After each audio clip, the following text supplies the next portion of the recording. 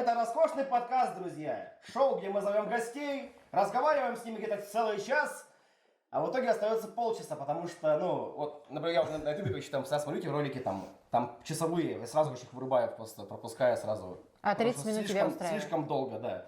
30 минут нормально, мне кажется. Итак, у нас сегодня в гостях Дмитрий Ковальский, учитель-мучитель. Он же мистер Дальний Восток 2013, мистер Якутия 2013, актер и уже индивидуальный предприниматель, бизнесмен. Да, список пополняется, да, регалии там. Мне кажется, каждый год у тебя пополняется.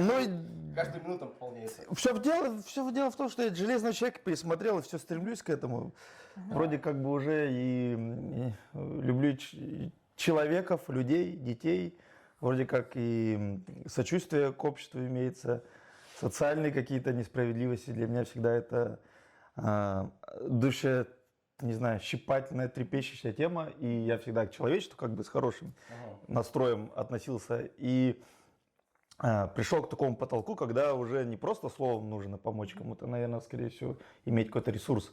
И бизнес для меня не для роскоши. Наверное, для того, чтобы быть немножко свободным и дальше продолжить любить людей. И это не значит, что я, конечно, все свои деньги потрачу на людей, но думаю, что не без этого в том числе. В общем, у меня было две версии. Либо ты прислушался к нашему Дмитрию Анатольевичу и ушел в бизнес. Потихонечку идешь в бизнес. Либо второе, вот я послушала, может, это связано с тем, что пассивный доход. А настолько ли он пассивный? Вообще много времени отнимает? На самом деле любой бизнес...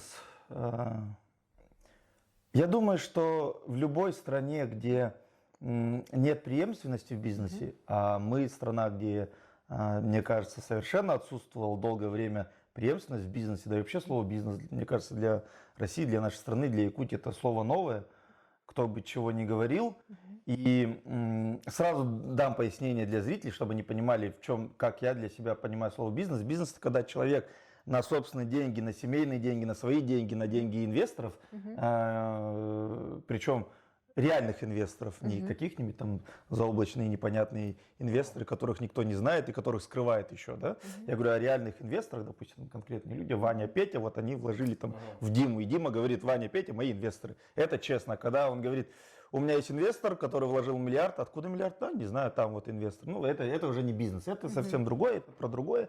Я говорю, для меня бизнес – это реальные люди с реальными вложениями, с личными либо с известными инвесторами, которые создают рабочие места, чтобы как альтернатива, допустим, государственной службе, либо муниципальной какой-то службе, либо вообще любому муниципальному предприятию. То есть это помощь государству. Я считаю, что любой бизнесмен, он как бы, можно сказать, помогает государству трудоустроить людей, которые, допустим, не хотят быть врачами, учителями, не хотят быть там медиками, или не хотят на госслужбу, не хотят быть политиками, не хотят быть чиновниками, они хотят просто что-то продать, купить, или какая-то сфера услуг, или они что-то умеют лучше других, но они не хотят иметь свой бизнес, они идут к тебе, ты создаешь им рабочие места, и государство радо, что люди устроены, Конечно. и как бы всем хорошо. Налог. Вот это для меня бизнес, да. Поэтому я вот к бизнесу именно отношусь только так и никак иначе. И мои попытки этим делом заняться, они только для меня на данный момент это затраты времени, денег, сил, энергии и, не знаю, и как по мне, так и должен работать бизнес. Сам бизнесмен должен пахать. Если он не пашет, значит, скорее всего, его бизнес не настоящий, а таких примеров куча. Гигантские торговые центры, в которых по 400-500 квадратов занимает какой-то магазин, ни одного человека. И как они оплачивают аренду? Как они оплачивают аренду в 500 тысяч, в 600 миллионов аренду? И при этом директор на крузаке там гоняет, у него там коттедж, у него там... Мне кажется, туда идут деньги. Мне кажется, что большинство предприятий не настоящие. Знаете, есть же такой магазин, который со времен моего студенчества до сих пор живой, но хотя народу там совсем мало ходит. Это который библиотека Пушкина, да, по Октябрьской, и напротив есть какой-то магазин с джинсами. Он до сих пор, по-моему... Motors. Да-да-да. Ну почему это официальная франшиза? Франшиза не может да? в Якутске умирать, потому что Якутия за счет, как лично мое мнение, Якутия очень далеко находится от центра федерального. Для нас что Москва, что Нью-Йорк, что Япония, что Китай, что, ну, я не говорю Америка, мы не на американцев равняемся, мы равняемся на субкультуру там какой-то их. Для нас, допустим, интереснее субкультура Нью-Йорка, нежели вся Америка. Кому там нужна Америка в целом? Никому. А вот культура Нью-Йорка, допустим, или там стиль чикагских гангстеров, там какая-нибудь молодежь в Якутии подражает им. И она ищет полосатый костюм, допустим, на вечеринку. Поэтому франшизы, мне кажется, будут всегда жить, потому что каждая франшиза к какой-то субкультуре либо культуре относится. У них есть клиенты.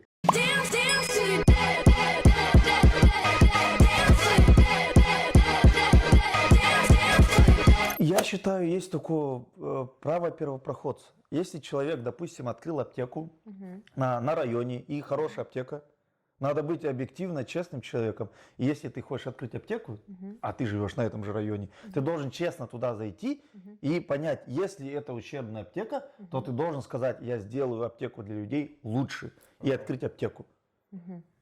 Но знаете, когда на районе 3 и все 3 средненькие по оформлению и ужасные по обслуживанию аптеки, нет, они просто тупо открывают рядом аптеку, пытаются переменить клиентов и открывать точно такую же ущербную аптеку. Вместо того, чтобы открыть хорошую, качественную, тогда я понимаю, есть смысл.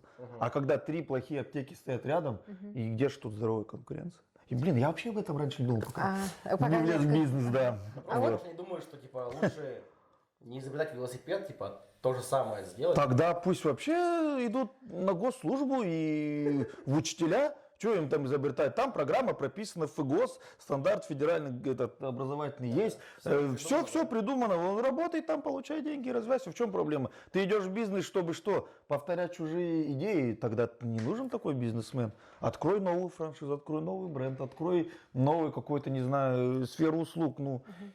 А меня вот другой вопрос интересует. Вот ты сказал про инвесторов. У тебя есть инвесторы? Вообще, можно сказать, есть. Можно сказать, есть. Ну как бы и инвестор, и не инвестор. И личные сбережения учителя, который копил всю свою жизнь. Вот. А мог счастливо жить, да шучу. Естественно, если вы видите где-то человека, который говорит, что, допустим, говорит, мои деньги, вы должны понимать, что в любом случае это не без участия семьи. Если человек сказал, это мои деньги, он врет. Либо у него нет нормальной семьи, ему стыдно признаться, что у него нет нормальных родителей, которые... нормальные родители, это которые любят своих детей, воспитывают и поддерживают. Если родитель не такой, то можно сказать, что у тебя нет родителей. И человеку, когда, может быть, неудобно признаться, что у него просто-напросто не было родителей, и он тогда не упоминает родителей. Это исключение. Это такие там, не знаю, вот, допустим, мой дедушка, да, к примеру, он там рос без родителей, да, определенный период жизни, и потом там сложные перипетии там семейные, но в любом случае суть в том, что в определенный период он там существовал без родителей.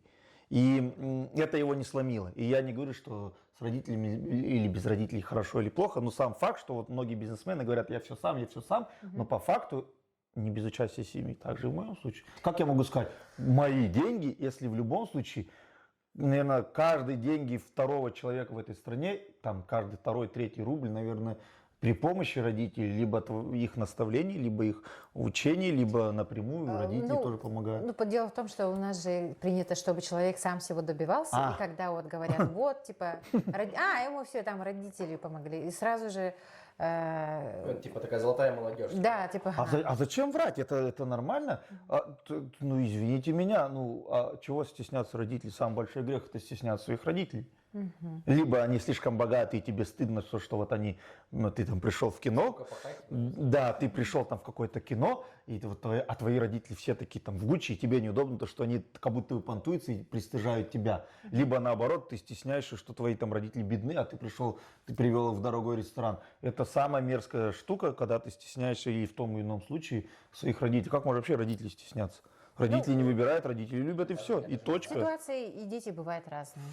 Ну, мы будем их критиковать, и я критикую таких людей, родителей. Не все такие идеальные, как ты, Дмитрий.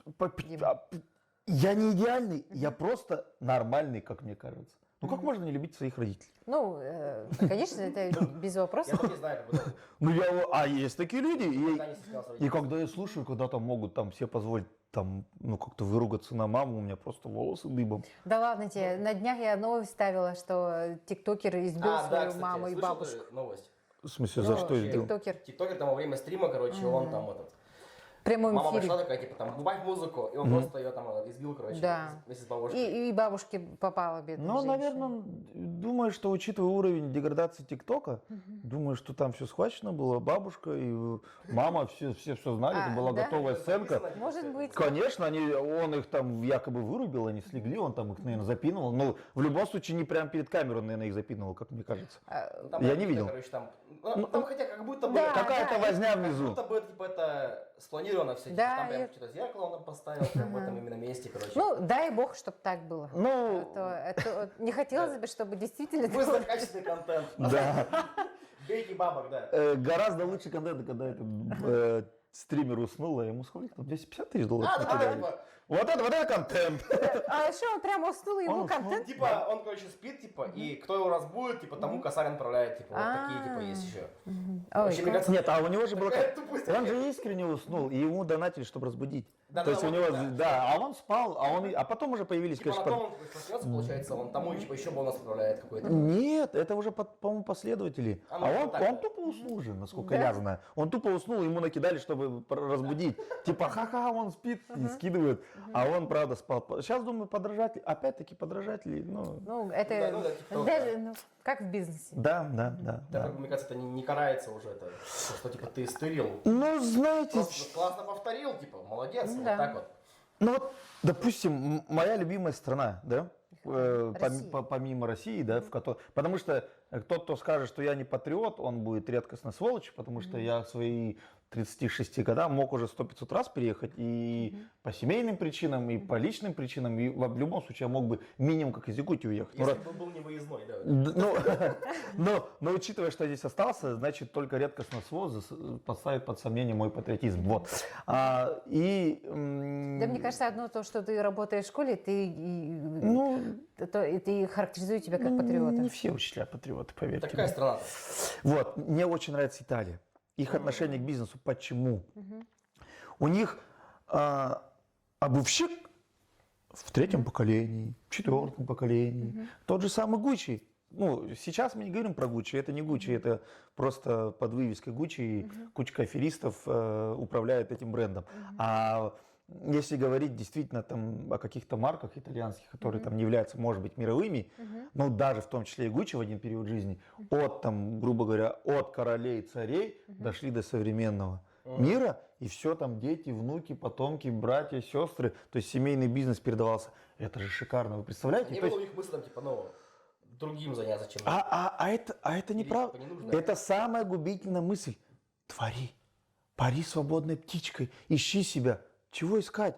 Кого ты ищешь? Что ты ерундистику? Ты сын своих родителей. Ты в любом случае какое-то частичное отражение своих родителей. ну И не да. бывает так. Родители учителя, а он, видите ли, с детства политик. Ну, это такого не может быть. Родители, либо родители в нем специально закладывали, или специально, или бессознательно закладывали в нем качества, которые ему пригодятся, допустим, чтобы быть качестве политиком. политика. Но если настоящие учителя и дома, они там говорят о школе, обсуждают профессионально школу, какие-то свои, ну, там, школьные, может быть, фишки переносят в дом для воспитания своих детей. Но не может ребенок не любить школу.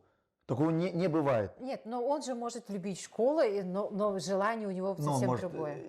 Быть политиком. Не просто, типа, что, мне кажется, слишком часто говорят о школе, типа, и потом, мне кажется, что там у него как-то...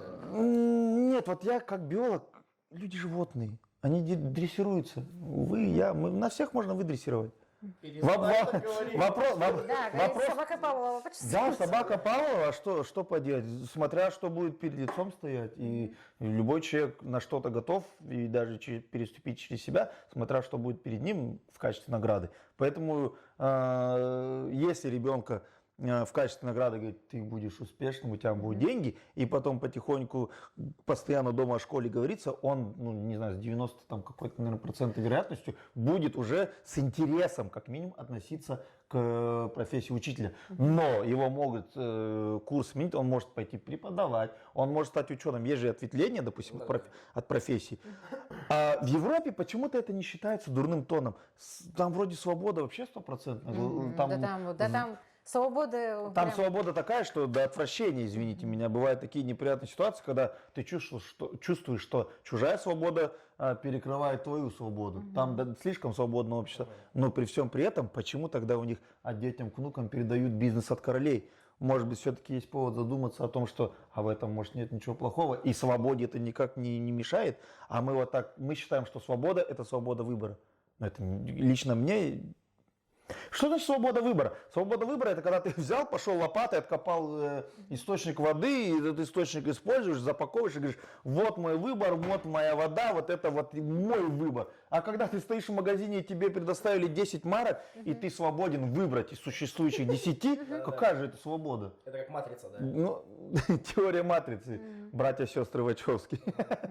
Братья-сестры, да. Типа, все бред, типа, просто иллюзия выбора, типа. Конечно, поэтому вот эти метания от стороны из стороны в сторону, для чего, если... И это говорит человек системы. Почему система-то? Ну, Школа, это- школа, она же состоит из двух, есть учебная часть и Так. воспитательная. Ну, За мои, вот 10-й год у меня идет школьного стажа, я же постепенно все в сторону творчества склонялся, все больше и ближе к воспитательному делу. Да. И в этом году, с этого года, я полностью перешел в воспитательное дело. То есть все равно берет свое. Я за творчество, за свободу мышления, но в голове, наверное, нужно вот это вот свободу проявлять, свободу мыслить, думать, выражать свою позицию, философствовать, читать стихи, писать, музыка, вот это и есть творчество, свобода творчества. Ты имеешь право выбрать, играть на любом инструменте, какой хочешь. Хочешь создать свой, никто не запретит. Но воду ты не можешь копнуть и создать свою.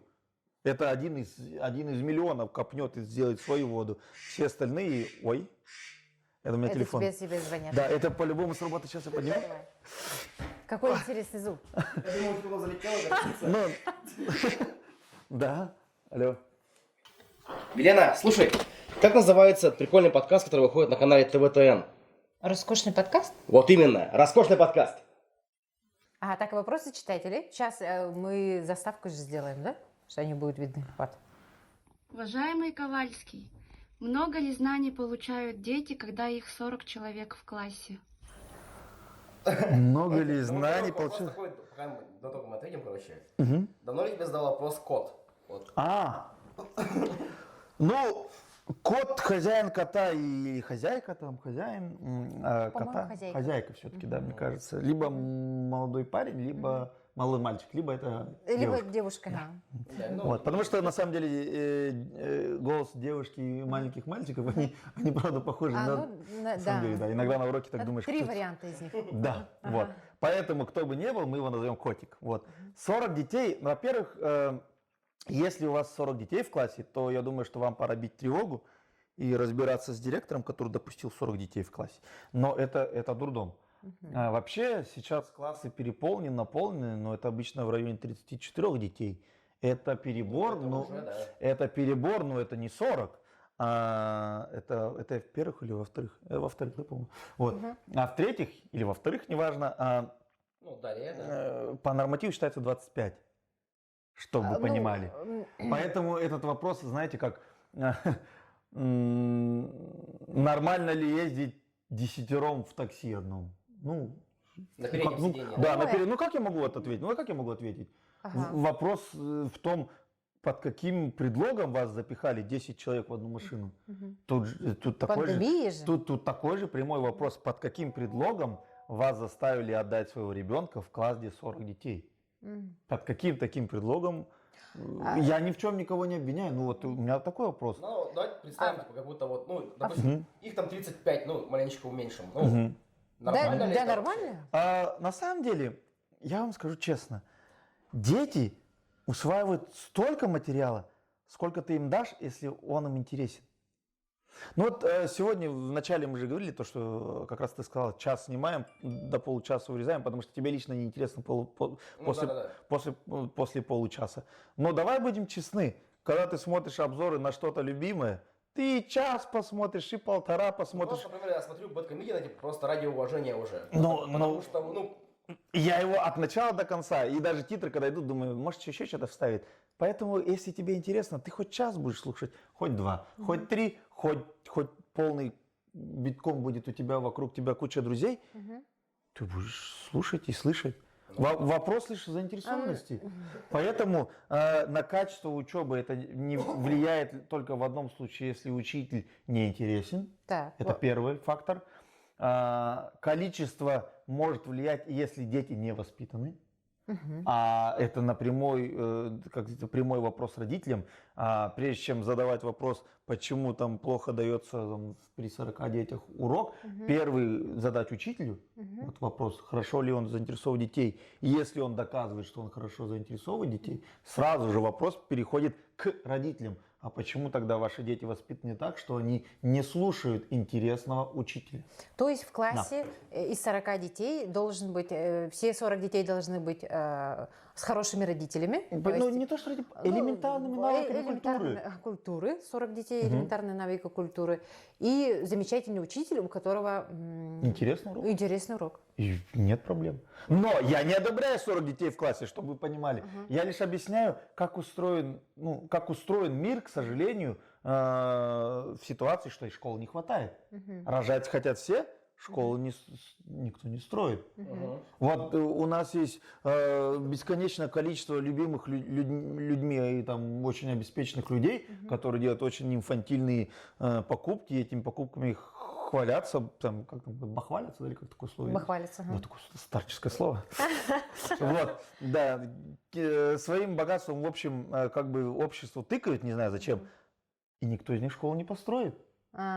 Но окружение этих обеспеченных, очень богатых людей, их окружение и обслуга даже его окружение, допустим, этого богатого человека, они всегда будут говорить, ты школа, иди, это Якутия такая, вот Москва отстой, вот в Италии круто, ой, в Испании круто, ой, на Мальдивах там учат, это Россия такая. Вот это первый, кто больше всего ругают и хают систему школы, образования, учителей и всех, это помощники и обслуга помощников обеспеченных людей. А обычные люди? Обычные люди, они более трезво размышляют, потому что жизнь их научила думать. А когда, конечно, ты работаешь на очень богатого человека, который не проводит с тобой должную какую-то беседу по поводу, откуда, как говорится, у бати деньги, тогда, естественно, у тебя нет понимания, как вообще мир устроен. Что есть сложности, есть школы, где не хватает мест. Так, я запуталась. Ты против тогда 40 учеников в классе? Я против 40 школ и за то, чтобы... А кто вообще за 40? Как кто? Ну, чаще всего так и бывает. 30 люди, которые владеют капиталом. Люди, которые владеют капиталом, их устраивает, что в школах по 40 детей. Потому что, лично вот лично по мне, если я хочу что-то изменить, я это меняю. И, допустим, если у меня есть ресурс. Если у меня нет ресурса, я просто молчу и не хаю. А у нас обратная ситуация. Обеспеченный человек, либо компания может построить школу, но вместо этого она строит 12 этажей дом и ни один этаж не отдает под школу. Просто так. А давайте подарим в школе. Просто вот, я просто отдаю начальной школе бесплатно, безвозмездно первый этап. Просто вот я хочу. А это считается как как Да, этому человеку памятник поставят. Я вообще не понимаю, почему они вкладывают дешевый пиар, вкладывают в СМИ продажные. Да отдай просто маленькое помещение в школе, и тебя на всю жизнь запомнят. На следующий год выбрали, да? Конечно, мотайте на ус, господа миллионеры. Зачем тратить баснословные деньги, там больше 10 миллионов на СМИ, на плакатики никому не нужны. Подари школе просто небольшое помещение в 300 квадратов, тебе памятник там поставят, все дети будут знать, кто хозяин этого помещения, в смысле не хозяин, а кто подарил это школе. Ему будут петь песни, его будут вспоминать. Не знаю, зачем. Голосовать будут за него. там, Будут да. эти дети еще, когда вырастут, Родители. проголосуют за него. Я не против богатых. Я считаю, во-первых, богатые люди, на них нужно равняться. По тем или иным причинам бывает, что богатый не всегда хороший, но в любом случае ненавидеть богатого за то, что он богатый, это Да, неприлично. Конечно. Поэтому у многих может складываться впечатление, что если я так как-то вот хитро критикую, что я не люблю богатых людей, это неправда. Я богатыми людьми восхищаюсь, но восхищаюсь такими, знаете, Которые смогли добиться. этого. да даже... Так все добились, раз богатые. Ну, вот, каждый... Давайте на примере Тони Старка. Это самый известный, сбитый, такой придуманный герой. Что такое богатей? Это же Илон Маск, по сути же. По сути, это Илон Маск. Вы когда-нибудь слышали, чтобы Илон Маск нагрубил кому-то, пришел в костюме, якобы он, вот доказать всем, что он гендиректор? Он никому ничего не доказывает. Ходит как хочет, разговаривает как хочет. Но при всем при том, что он ведет себя как хочет, вроде нигде нет скандалов каких-то. Вот его пытаются втянуть в скандалы. Он от хихи-ха-ха и дальше идет. Может быть, просто дело в том, что богатый человек, наверное, должен какой-то все равно вот иметь тоже кумиров. Мы равняемся на богатых, а богатый должен равняться на сферу богатых. Вот когда, наверное, все богатые люди будут смотреть на Илона Маска не со словами, да я придумал лучше тачку, да просто не хочу, когда они не с такими словами будут на него смотреть, а будут говорить, классный парень, просто одет, не выделывается, дети у него вроде некие скандалы, его девушки, жены, там бывшие какие-то там сотрудники, там и его обслуга, его там персонал или еще ни в какие скандалы не влезут. Ну да. Может, у него классно все, может мне быть как он чуть-чуть. Мне кажется, человек просто, он хороший продюсер, короче, вообще своей жизни. Ну, так каждый человек так и должен делать. Он же должен понимать, что он делает, для чего он делает и как делает. И поэтому вот я считаю, что у нас у обычных людей богатые кумиры должны быть. Мы же должны на них равняться. Да. Желательно там быть богатым, а как успешным. же не заведи себе кумира? Нет, там не создай А не себе. создай да. себе кумира? Да, вот. Давайте А, перейдем к Библии, да. Дело в том, что кумира, там речь идет ведь немножко о другом. Там же все было завязано на религии и на власти. То есть ты не должен уважать человека за религию и власть. То есть ты не должен, как говорится, ты не должен уважать человека За то, что он... богатый или успешный, или там какой-то священник и так далее. Бог и все это учение говорит о том, что не создавать себе кумира именно незаслуженно. То есть кумира можно, не кумир тебе нужен, а наставник, который поступает правильно, и ты его копируешь и поступаешь тоже правильно, вот это правильный путь. А когда ты говоришь, он богат и он мой кумир, такого не должно быть. Чисто из-за богатства. Да, ты не должен его только за богатство любить. А вот если он богатый, добрый, порядочный и так далее, ну, я не считаю, что это прям такое слово богохульное, кумир, а какой-то, наверное, пример для подражания, пример, чтобы быть хорошим. Почему нет? Я не думаю, что это перечит... 40 человек нормально в классе? Это, Так я уже сказал, это ненормально, и эту проблему государство никогда не решит. Подумаем, кому это вообще выгодно. Это никому не Мне выгодно. вот удивляет, это в школе не распространяется, это там, типа, шахматный порядок сидеть. Ну а зачем? Ну, типа, Нет, сейчас так не же... хватит. Ага, типа ковид. Так не хватит же мест. Ну да, ну вот я и говорю. Классы. Так это же, мне кажется, уже такая же дурость, нет? Если ты, например, я болею коронавирусом, зашел в класс. Ну, конечно, что-то, да. конечно, Он у всех уже- весь класс обязательно уходит сразу на Карантин. на карантин, да. На дистант. Мне кажется, и- просто это выгодно, 40 человек вот в классе, это вот учителям начальных классов. Нет. Поверьте мне, никому не выгодно. Это выгодно только с точки зрения душевой. обслуги богатого человека, который ни разу в нормальной обычной школе не учился. Он учился в элитной школе, он сам не знает. Короче, далекого Вот он человека. далекого человека, вот он сидит в своем майбахе и говорит, ой, дурацкие школы, эти русские учатся так, как дураки. Как это там по 40 детей? Это виноват директор, это виноват Путин, это виноват Арсений Сергеевич там, Николаев, это виноват там депутат там Тумусов, не знаю, еще кто-то. И сидит, называет фамилии, критикует и придумывает. Нет, ты просто спустись вниз, посмотри, как устроено, почему по 40 детей. И тогда критики меньше, громких фамилий будет меньше. Поспокойнее будешь реагировать, понимая, что не все, как говорится, не все так радужно в любом государстве, наверное, в каждой стране. Лех, ты же у нас учитель английского был. Угу. Ты знаешь, как переводится лакшери подкаст? Роскошный подкаст! Следующий вопрос, пожалуйста. Рассусори, или как там правильно говорится. Добрый день, Дмитрий. Хочу задать вам такой вопрос. Что бы вы делали в такой ситуации, если бы вы, учитель, встретились со своим учеником, старшеклассником, где-нибудь в ночном клубе? но в нетрезвом виде. Я так и не поняла, в нетрезвом виде это она или ты? Ну, Нет, в смысле, В ученик, смысле, ученик. ученик или Ну, это? Допустим, ты, например. Да я стоишь. сразу понял этот вопрос. Так, это даже не вопрос, это часть моей жизни, потому что давайте будем честными, ну что греха таить. Ой. Родители, нет, речь идет о том, что я бы встретил нетрезвого ученика, либо выпускника, ну что, собственно, равносильно. На самом В деле клубе. вопрос стоит в том, в каком состоянии, во-первых, находится. Потому что сказать, что если человек выпил, то он опасен, это будет несправедливо.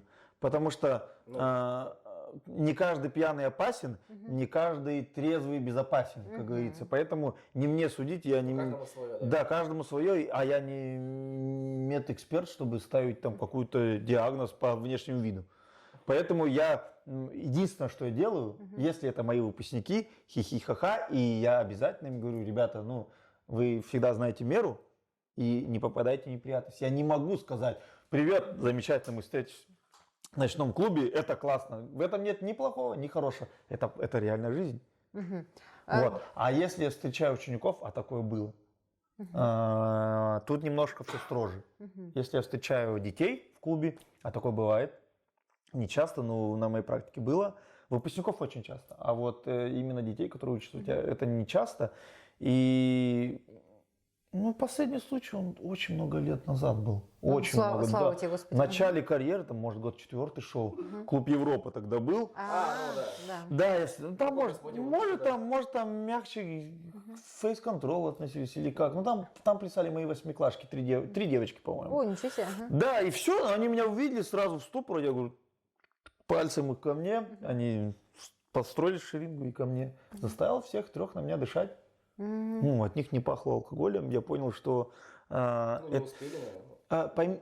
поймите меня правильно. А не важно, они меня уже видели, и я сказал, и к концу вечера, когда будете уходить, тоже ко мне все подходят и дышите мне. Я не судья, учитель не судья, и ни один человек не судья друг другу.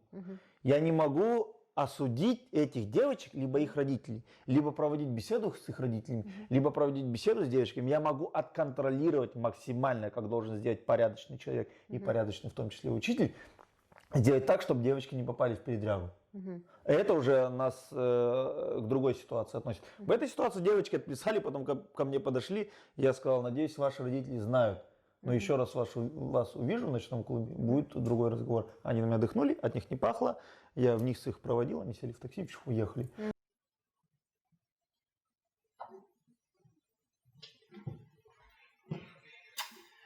Роскошные женщины. Как и наш подкаст.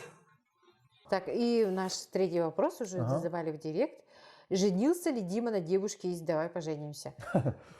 Кстати, как у вас там отношения? Вы На же- самом деле, я об этом же где-то говорил или нет? Я не читала. Господа, зрители, Давай. если таковые будут, вы понимаете, надеюсь, для чего Дмитрий Владимирович поехал на Первый канал? Для пиара. Не для пиара. Ага. Мне-то зачем пиар? Я и так не нуждающийся в пиаре в плане Ну, каком... не жениться же. Пиар нужен тем, кто с этого что-то выжимает. Что я могу выжить из пиара? Суши-роллы я не ем на заказ. В рекламах у меня раз реклама там в год бывает, и то там, когда действительно доверяю там какому-то продукту, могу сделать рекламу. Давай попробуем угадать. Просто увидеться с Гузеевой. Нет, нет. Как с Гузеева, она клевая? Да, я к ней отношусь как коллеги, учительница там, по русскому языку. Мне без разницы. Я к ней отношусь как ко всем Не людям. просто как человек, но... У меня нет идолов. Вот. Хорошо, тогда почему Вот. ты съездил? А вы невнимательно смотрели выпуск «Ну давай поженимся». Там были включены мои дети. Там был Ага. в выпуск включен мой директор. Там была включена моя школа. Я просто очень дико хотел заявить о Якутии, о школе и максимально пытался, это частично повырезали, но что-то, тем не менее, об Якутии осталось. Это было просто мое желание что-то о Якутии на Первом канале рассказать. И не только с плохой точки зрения, как обычно упоминают регионы в новостях. Там посадили, тут своровал, единственное, как упоминают регионы. Ничего хорошего как будто в регионах вообще не происходит. Или какой-нибудь дурацкий праздник. который- Собака съела, Или да? еще, да, там собака съела. Якутия молодцы, собака съела человека. Вот. позитивный, я считаю, позитивный настрой, позитивные повестки. Почему бы учителю не поехать и не рассказать что-то об Якутии, а включить в эфир детей, которых кто-то увидит и скажет: это дети из Якутии. О, а там живут русские ребята. О, там не только, оказывается, Саха живет, там еще русские есть, там еще и школа есть, там интернациональная, многонациональная республика. О, а это кто такой? В смысле как? Он сахаляр? Что такое сахаляр? Полез в интернет. Любой инфоповод позитивного характера об Якутии, и я считаю, об этом должен каждый паразит, который живет здесь, думать. А хороший человек и так это делает, потому что у нас очень много хороших людей, которые рекламируют Якутию. Ну, а паразиты, которые здесь живут и не хотят ничего хорошего о Якутии говорить, пусть учатся и тоже делают то же самое. Не надо вот этого пиара дешевого. Если бы я хотел пиара, да, я бы какой-нибудь там трэш сделал бы, дичь какую-нибудь сотворил бы, и я бы проставился на всю Россию. Потому что люди бы запомнили меня, если бы я сделал гадость. Нет, да, мне кажется... Меня бы, скорее всего, уволили, но я бы стал звездой. 100%, это даже вообще не сомнений. Давай поженимся. Хайп. Да, главное, что какую-нибудь грязь, связанную с аморальщиной. Учитель сделал аморальный поступок, известен на всю Россию. Учитель пришел и рассказал об Якутии, рассказал о чем-то хорошем. Ладно. Почему трэш типа такой самый популярный путь? Да. Вы потом прямой эфир вместе вели же. Да. Ну, она хорошая девушка, мы с ней, ну, какой-то период просто дружили, общались. Ну, это работа. Она туда пришла на работу, я пришел туда на работу. И я бы назвал этот выбор человеческой симпатией. Вот. Начнем с того, что... А вот, вот из этих 3 девушек, почему именно ее выбрал? Потому что она близка к педагогике хоть чем-то. Она футбольный тренер. Человек, который учит, неважно, детей или взрослых, для меня это уже святой человек, потому что учить кого-то – это самое неблагодарное и трудное дело. Пожалуйста, не наступай в эту яму, провалишься. Можно я прыгну? Потом вылазит. Что не сказал, что в дырку можно провалиться? Ну я же сказал, дурак, учить не умеешь. Да, вот так Я всегда стою, происходит, да. я стою в Воздушную миниатюру. Да, как происходит, да. Стою возле магазина, мужчина ко мне в магазин заглядывает, а я там находился, с работниками болтал, открывает эту дверь, говорит, в соседнем магазине дверь закрыта. Что там дверь закрыта? Я говорю, ну вот дверь закрыта, надо обходить с другой стороны. Точно? Я говорю, да. Вышел, пошел еще раз, подергал двери, потом посмотрел на меня через стеклянную дверь, типа, не наврал, и пошел. Вот что такое учить, это неблагодарное, сложное дело. Не потому, что профессия неблагодарная, потому что люди неблагодарны. Ты объясняешь, учишь, говоришь, вот, не дергай ручку, там закрыто. Он пошел, дернул еще раз, после того, как я ему 100% убедительно объяснил, что двери эти закрыты, надо обходить так. Он пошел и дернул. Также ситуация с ямой. Ты говоришь, не прыгай в яму, он все равно прыгнет человек. И я не говорю про детей, я говорю вообще в целом, что неблагодарно дело учить. А эта девушка относительно учителя, тренер, это все равно Понимает все это. педагог. И поэтому я к ней уже заранее лояльно относился. Дело не в том, что она там фигуристая, или какой-то цвет волос, или там какой-то рост, или как-то она была одета. Люди, как всегда... Разве не важно? Адам и Ева в этот мир пришли не одетыми и полюбили друг друга. Значит, все-таки дело не в одежде, не в каких-то вещах. Думаю, что у Адама не было парикмахера стильного, у Евы, может быть, и педикюра с маникюра не было, или были у них вообще ногти, никто докажет. Были ли они вообще? Были ли они вообще? Но суть в том, что я имею в виду то, что все это не важно. Духовное важнее, да. А там все опустились до каких-то рассуждений, почему выбрал ее, потому что у нее такие губы, или такой глаз, или такой нос, или там грудь, или еще что-то. Да, там начали... Один почему-то глаз именно. Да, я имею в виду там обсуждения на уровне, да, каких-то... Один так себе, другой вот прям красивый, блядь. Тип того, надо было выбрать вот это. Да, я помню, эти советы Да, были. поэтому... Как ты не зашел? Да, поэтому это все ерундистика, это была работа, это для меня лично это был четко спланированный ход, чтобы я уже объяснил для чего.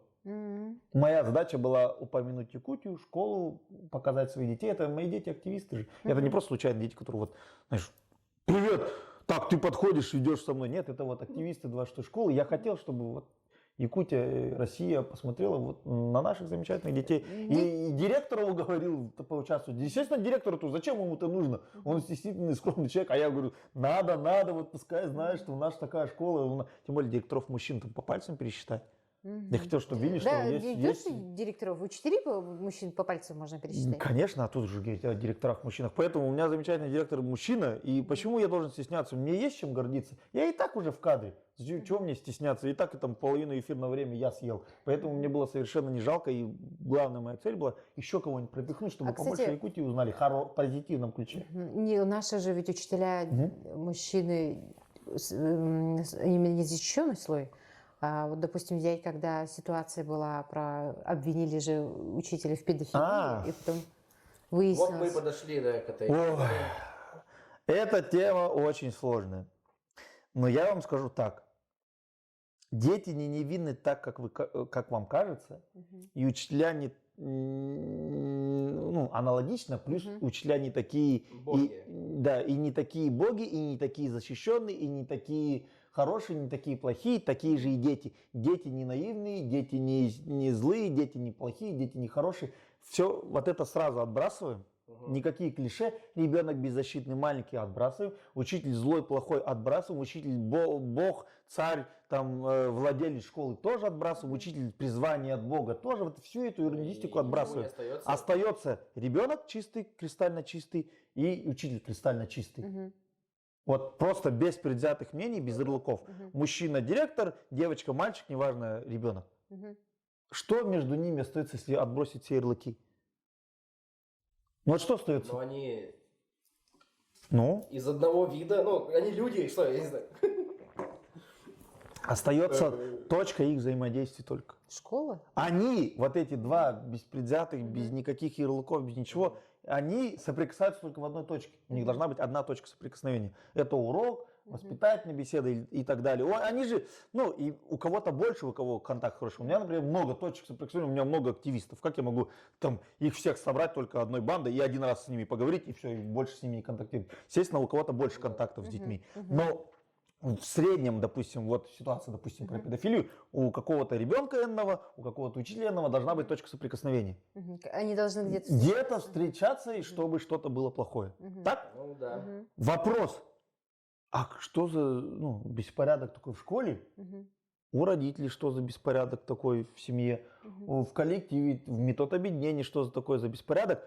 Если выясняется, что школа, родители, другие дети, общество не проконтролировав, что за там какие-то странные точки соприкосновения у учителя с ребенком.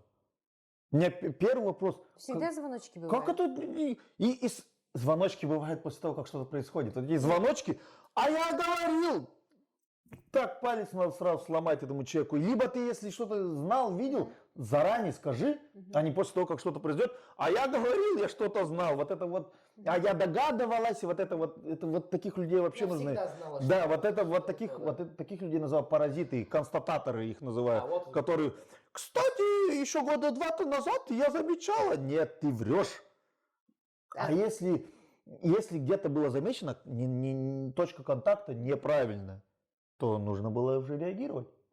За свои 10 лет я в таких ситуациях бывал. Не я лично, но я, так скажем, расследовал такие ситуации.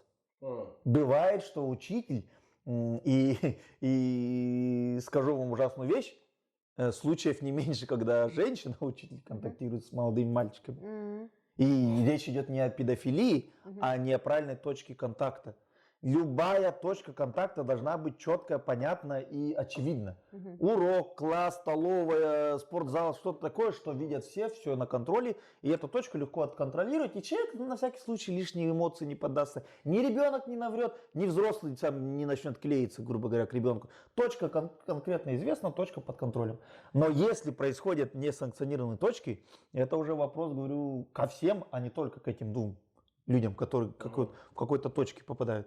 И я в своей жизни расследовал несколько ситуаций, и все ситуации, будьте уверены, я довел до конца, где была неправильная точка соприкосновений, где приходилось, в том числе, вмешивать родителей и той стороны, чтобы объяснить, что они все не доглядели, и объяснять, как на самом деле было там ситуации ВКонтакте конкретных людей. Тема очень сложная. Меня сейчас могут обвинить все что угодно. И особенно те люди, которые говорят, это этот паразит, он по-любому хочет оправдать педофилов. Или вот эта сволочь по-любому, как бы, походу, он намекает, что жертва сама виновата, походу. Вот это неправда. Я не считаю тут, я еще раз говорю, без предвзятых, без ярлыков. Женщина, мужчина, неважно, взрослый и ребенок, девочка, мальчик, неважно, без ярлыков. Только точка контакта их объединяет. Хорошо. А теперь у меня вот другой вопрос. Ага. Вот ты так классно снялся, помнишь, в фильме «Харабики или в 2017 году, да? Вот. И я так и не поняла в конце, кто же этот маньяк? Твой герой? Мы заключили договор о неразглашении до или после съемок, обсуждения фильма, обсуждение героев и так далее. Договор. Эта работа была платная. Я как учитель заработал на этом фильме деньги, потому что мне зарплату официально заплатили мне неплохо. И Значит, ты не имеешь права не имею права болтать, потому что режиссер полностью поставил очень, очень интересные рамки. Он сказал так: я снял интересный фильм с интересным подходом, потратив на это очень много денег и своего какой-то интеллектуальной собственности, и попытки, и финансов, и интеллектуальной собственности, плюс каких-то вот человеческих своих искренних сил потратил. И он сказал: в кино кто посмотрит, тот меня уважает, тот вот уважает творчество, интересное творчество, потому что фильм очень нестандартный, так скажем. Его можно назвать артхаусом там, частично даже, да? И вот, если кто-то не пришел, не понял и хочет разобраться, потом посмотреть на DVD и так далее, это уже про другого зрителя. Я снял кино, вот позиция у режиссера была такая: я снял кино для зрителей, уважающих кино, которые ходят в кино, тем самым поддерживают авторов, а не вот это на диване DVD посмотреть, а потом еще на форумах писать. Нет, я тоже, я его очень поддерживаю, поэтому я буду придерживаться вот того, как говорится, вот этого правила. Не буду говорить о кино до, не буду говорить про это кино после. Могу лишь просто обсуждать там конкретно вопросы, которые связаны с тем, что зритель видел. А у вас прям договор какой-то? Уважаемый Да, был режиссер, договор, да. я честно пошла в кинотеатр, смотрела фильм. Мне очень понравился, но конец я не совсем поняла. Там кто-то, режиссер уже звонит. Да, объясняю. Костя, ты уже позвонил, что ли? Алло, ну смотри, значит, ситуация следующая. Я ничего не залаживал. Сразу. Спонсор нашего подкаста является охранное агентство «Шериф». Прям серьезно, Благодарим шериф? Ну да. Это ж А я говорил насчет влияния западной культуры. Шериф только в Техасе. Да. Ну, не то, шерифы везде, но шериф имеется в виду, пошло из Техаса. Дикий Запад, да? Да, Дикий Запад. Это же не вся Америка. Это вот штат Техас, вот это все ковбойская, вся тема оттуда идет. То есть, видите, даже мы знаем об этом, даже вот то, что вы рекламируете, имеет где-то в подкорке сознание вот равняться не на Америку, а на именно штат Техас. А вот это шериф, вот это все. Я еще готов посмотреть там рога какие-нибудь, либо шерифский знак. Да, шериф, типа, просто это как этот символ справедливости. Ну, это же все равно шло, это все равно, это же не просто. То есть там вот где вот вместе, то есть там где вообще. Но мы же, когда говорим слово шериф, мы же о Японии не думаем, такие: о, японский шериф. Нет, конечно, сразу техасский шериф сразу. Где не было там никаких там законов не было вот в Диком Западе. Вот был шериф, который. Да. Вот надо так делать, все, типа, даже не думайте другое. Но я имею в виду, я вот просто возвращаюсь к началу разговора, когда о том, что иногда Якутия равняется не на страну, а на отдельный штат, на отдельный район, на отдельный город даже может равняться. Роскошный подкаст. Роскошный. Подписывайся на роскошный подкаст. Кстати, как собираешься 14 февраля провести? С девушкой. Не, шучу, на самом деле она улетит к этому моменту. Вот. Он будет один. Да. Фильм «Один дома» видели? Надеюсь, ко мне никто не вломится, надеюсь, мне не придется делать. Да, мне не придется делать ловушки дома, не знаю. Вот. Но на самом деле так случилось, мы живем вот на 2 города. Я не вижу в этом ничего плохого. Чтобы любить свою родину, надо периодически ее покидать, я считаю так. Я согласен с этим. Вот. Потому что вы представляете... Чтобы было куда возвращаться там, да. Вот знаете, я люблю свою квартиру. Ты если там будешь проводить 24/7, Нет. каждый месяц, каждый день, ты ее возненавидишь, свою квартиру. А когда ты выходишь из нее, потом стремишься домой. Ой, домой. Ой, соскучил. Потому что это нормально, покидать свой дом, чтобы его сильнее любить. Я Поэтому... поэтому, кстати, переехал на хату там подешевле, короче. Потому что, типа, ну, зачем мне место, куда просто прихожу переночевать, и все вот такое дорогое. Поэтому, да, человек должен любить свой дом. Для этого нужно покидать свой дом, чтобы больше не ускучать. И вот мы с моей девушкой, Валерия ее зовут, вот так вот.